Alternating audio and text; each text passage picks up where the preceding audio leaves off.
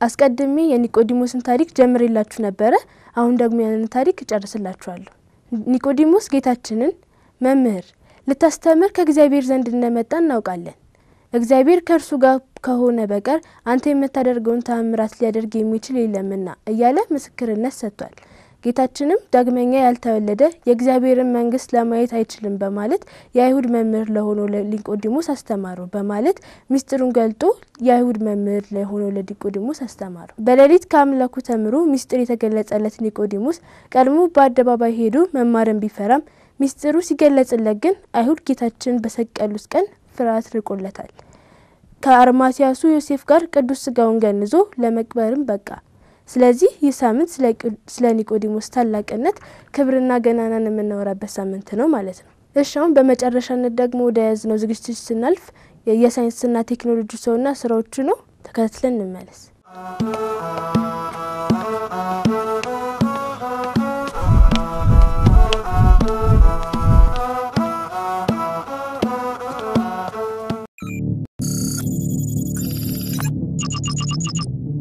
ሁሌም እንደምንላችሁ የሰው ልጅ ከተፈጠረበት ጊዜ ጀምሮ በርካታ የምርምር ሰዎች እንደተነሱ የ21ኛው ክፍለ ዘመን ይመሰክራል እኛም የምንኖረው ዕውቀትና ምርምር በበዛበት ክፍለ ዘመን ላይ ነው ሳይንሳዊ ዕውቀት ከሃይማኖት ጋር የሚጋጭም ይመስላቸው ብዙ ሰዎች አሉ ቢሆንም ግን ዕውቀት ራሳችንን የሚገነባና ሌሎችንም በእኛ አማካኝነት የሚገነባ ከሆነ አይነቀፍም በአምላክ ጥበብ ከተፈጠሩ ፍጥረታት በተሰጠና አእምሮ ተመራምረን የምናገኛቸው ግኝቶችና የምርምር ውጤቶች ሃይማኖትና እምነታችንን ያጠነክሩታል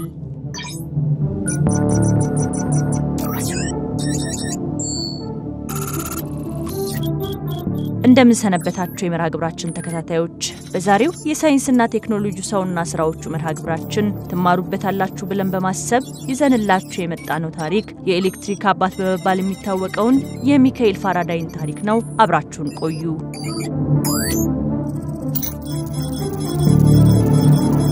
ሚካኤል ፋራዳይ የኤሌክትሮሜካኒዝምና ኤሌክትሮኬሚስት መስክ ትልቅ አበርክቶ የነበረው ሳይንቲስት ነው ፋራዳይን ከሌሎች ሳይንቲስቶች ሁሉ የሚለየው ስለ አምላክ ለማወቅ የነበረው ጠንካራ ፍላጎት ነው መስከረም 22 ቀን 1791 በኒውንግተን ሱሪ እንግሊዝ ተወለደ ቤተሰቦቹም በጣም ድሆችና በጣም አሳዛኝ ኑሮ ከሚኖሩት መካከል ነበሩ ለአባቱ ጄምስ ሶስተኛ ልጅ ነበረ አባትየውም ሆነ እናቱ ማርጋሬት ለልጃቸው ከመሰረታዊ ትምህርት የዘለለ ነገር ሊሰጡ የሚችሉ ወላጆችም አልነበሩም መሰረታዊ ትምህርት ብቻ የተማረው ሚካኤል በ13 ዓመቱ ትምህርቱን ትቶ በአካባቢው ለሚገኝ መጽሐፍ ሻጭ መልእክተኛ ሆኖ ተቀጠረ በተቀጠረበት የመጽሐፍ መሸጫ በትጋቱ የተነሳ ከመጽሐፍ መልእክተኛነት ወደ መጽሐፍ ትኬት ቆራጭነት ማደገ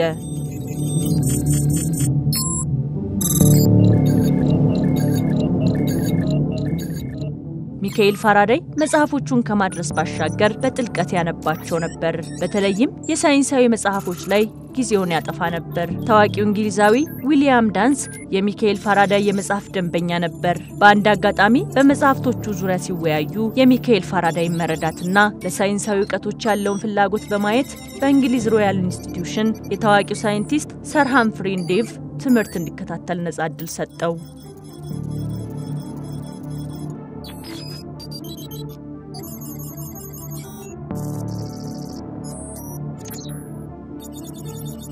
የዴቪን ትምህርት በመከታተል ማስታወሻ ሲይዝ የቆየው ሚካኤል ፋራዳይ በመጨረሻም ወደ 300 ገጽ የሚጠጋ ጽሑፍን አዘጋጅቶ በመድረክ ላይ አጭር ገለጻ አደረገ በሚካኤል ፋራዳይ የተደነቀው ዴቪ በሮያል ኢንስቲትዩሽን ውስጥ በረዳት የላብራቶሪ ሰራተኝነት እንዲሰራና በአጠገቡ እንዲኖርም መኖሪያ ቤት ሰጠው በሮያል ኢንስቲትዩሽን ውስጥ የሚገኘው ፋራዳይ የሚሰራበት ላብራቶሪ ከግዚያት በኋላ ወደ ወርክሾፕነት ተቀየረ ሚካኤል ለረጅም ሰዓታት በወርክሾፕ ውስጥ ያሳልፍ ነበር በመጨረሻም የኤሌክትሪክ ዲናሞ ፈጠራን ለዓለም እንካቸዋለ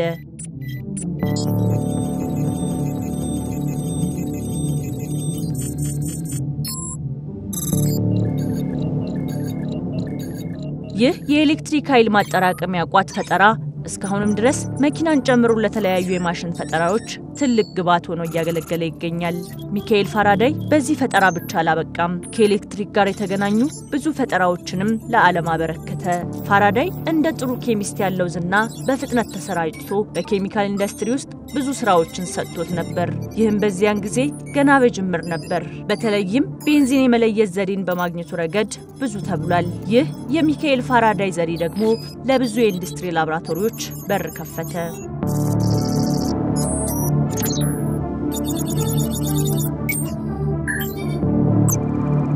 ፋራዳይ ሳይንስ የመጽሐፍ ቅዱስን ፍጹም የሆነ ስልጣን ሊቀንስ አይችልም። ከዚህ ይልቅ ክርስቲያናዊ በሆነ መንገድ ከሄድን አምላክን ማወቅ እንችላለን የሚል እምነት ነበረው።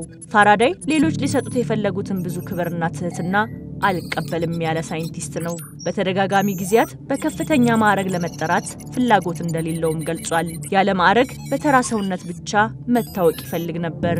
አንድ አይነት ዓላማ ያላቸውን አማኞች ለመንከባከብ ዘወትር ከለንደን ተነስቶ ወደ ገጠር መንደር በመጓዝ አብዛኛውን ጊዜውን ለመንፈሳዊ ስራው አውሏል። ሚካኤል ፋራዳይ ነሐሴ 25 1867 ዓ.ም ሞተ።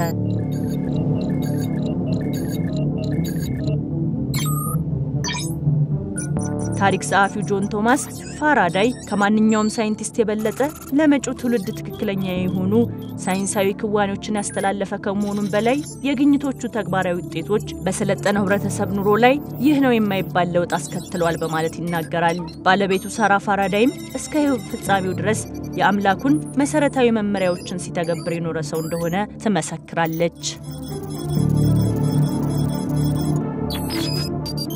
ውድ ተከታታዮቻችን ሁላችሁም ልታሳኩት የምትፈልጉት ራዕይ እንዳላችሁ ባለሙሉ ተስፋ ነን። እናም ይህ ራዕያችሁን ለማሳካት የትኛውንም ችግር ለማለፍ ዝግጁ መሆን አለባችሁ። ደግሞም እኛ ክርስቲያኖች ለየትኛውም ያለም ፈተና ባለመሸነፍ ወደ ግባችን መድረስ ጠባያችን ነው። ምክንያቱም ሁሉን እንድንችል የሚያደርገን ሁሉን ቻዩ እግዚአብሔር አባታችን ነውና። ከቅዱሳኑም ታሪክ የምንማረው አሸናፊነትን ነው። ያሰብነው ይሳካ ዘንድ የአባቶቻችን አምላክ የኛም አምላክ ቅዱስ እግዚአብሔር ይርዳን። አሜን። እናም ራዕያችን ይሳካ ዘንድ እንጸልይ መልእክታችን ነው። ሰላም እግዚአብሔር ከሁላችን ጋር ይሁን።